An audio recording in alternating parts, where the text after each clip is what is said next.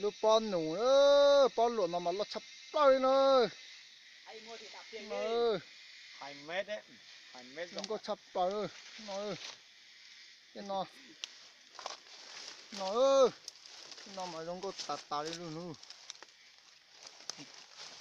chả này lép lùng rồi ha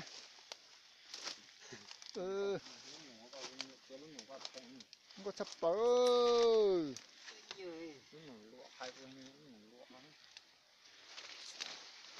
lo tạt tạt nữa nó nữa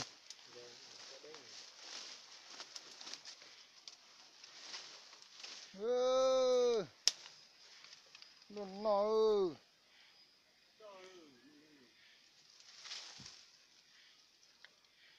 nó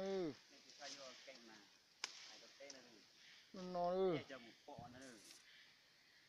con tàu nó mà lo tạt tà nữa ô rồng thịt tiêu Quá to luôn mà. Cái đây bóng lót xong là nó đẹp rồi.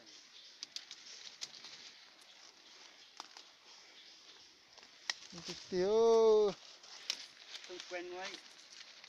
To lắm. Còn là nô không? lo thịt Cái đây là tà lụa, đi nô lụa ấy.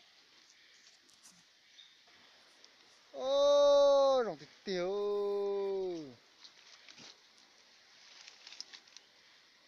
Ta là cái tiền mong được. nó mà bán tàu nó mà trong cha nữa Trời mong xua sao vô cảnh nó chê. Cái chi hụt sao tông tôi đập bê thế đâu. lúc nào mà thông một số chế mà hay bé chụp thả nữa nó chập bao rồng có thịt tiêu rồi lúc nào Nhưng mà nhẹ. rồng tiêu rồi lúc nào chỉ mấy lúc bán tàu trong chiều lúc nào lại được nó mà Cái thịt bọn này thì chỉ nhẹ tàn thao này. Trời cũng chập lâu bao rồi nữa đẹp quá các bạn ơi. Đợi nhanh nhất. bán tàu mà trong thịt tiêu thì Lúc nào nó tạt xuống nữa này lúc nào. mấy lúc bán tàu Dừng chi tiền đi ơi, mẹ ơi. Dừng tăng tăng đi ơi. trong thịt tiêu thì Lúc nào nhẹ lúc nào cứ tổ có. Đây, lòng ăn nó nằm sao thôi.